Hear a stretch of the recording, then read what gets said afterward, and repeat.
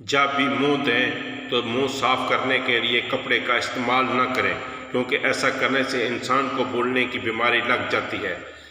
بیت الخلاء میں کپڑے اتار کر لٹکائے نہ رہنے دیجیے۔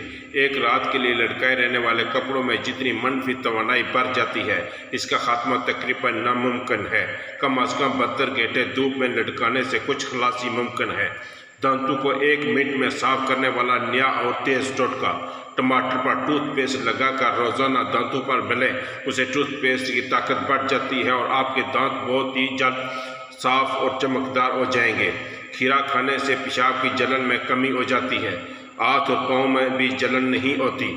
پیاز کھانے سے تازہ خون پیدا ہوتا ہے، اس میں شامل فولاد خون کی کمی کو دور کرتا ہے۔ ادرک کا چمچ سے اتار کر دیکھیں، آپ چھری کا استعمال بھول جائیں گے۔ کوئی بھی دال پکاتے وقت اس میں مسالہ شامل کرنے سے پہلے اگر تھوڑی سی ہلدی اور گھی یا مکھن کا 1 چمچہ ڈال کر کچھ دیر پکایا لیا جائے تو بالکل منفرد اور ذائقے دار بنتی ہے۔ موم بتی جلا کر چولہے کے قریب رکھ دیے جائے تو کھانے کی خوشبو کچن تک محدود رہے گی۔ ہچکی روکنے کے لیے 1 سبز الائچی اچھی طرح چبا کر نگل لیں اور فوراً ٹھنڈا پانی کا 1 گلاس پی لیں، ہچکی بند ہو جائے گی۔ ٹوتھ پیسٹ چھالوں پر لگانے سے چھالے ٹھیک ہو جاتے ہیں۔ سردی جانے کے بعد جب کمبل یا گرم کپڑے الماری میں رکھیں تو ان میں رکھے رہنے کی وجہ سے اکثر بدبو آتی ہے جو دھلنے کے بعد بھی نہیں جاتی۔ اس کے لیے ان کے ساتھ پرفیوم کی خالی بوتلیں رکھ دیں۔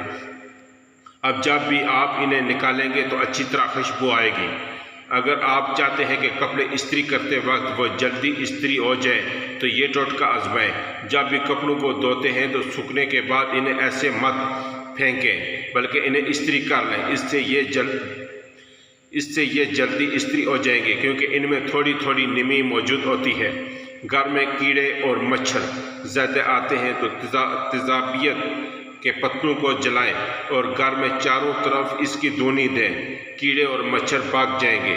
ہاتھوں سے مرچوں کی جلن دور کرنے کے لیے تھوڑا سا گیہوں کا آٹا ہاتھوں پر صابن کی طرح مل لینے کے بعد 5 منٹ ہاتھوں سے جلن دور ہو جائے گی۔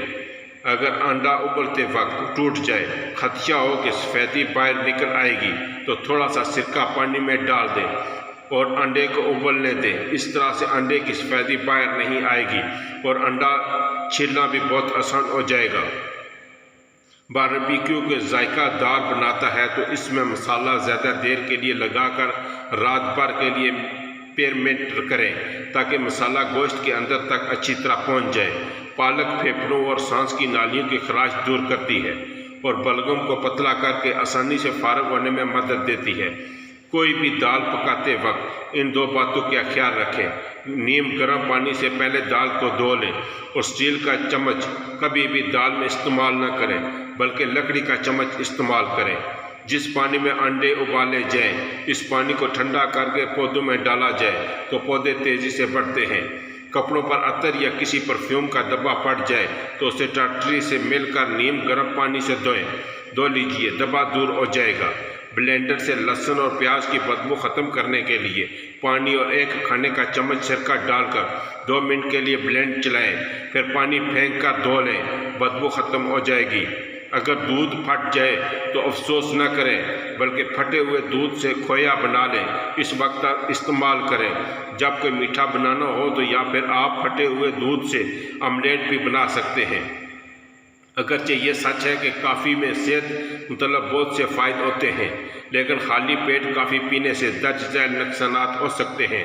ہاضمے کی تکلیف جیسے گیس، متلی، بد ہضمی یا حاملہ خواتین کے لیے نقصان دہ ثابت ہو سکتی ہیں، اس لیے انہیں خاص طور پر اس بات کا خیال رکھا چاہیے کہ خالی پیٹ کافی نہ پئیں۔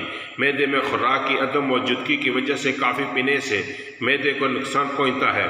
ہر صبح ناشتہ کرنا مشکل کام نہیں ہے، لہذا کافی پینے سے پہلے لازمی کچھ کھا لیں یا پھر اپنے ناشتے کے ساتھ ہی کافی کا کپ پی لیں، لیکن خالی پیٹ بالکل نہیں۔ زیادہ پیاس لگے تو ککڑیاں کھائیں۔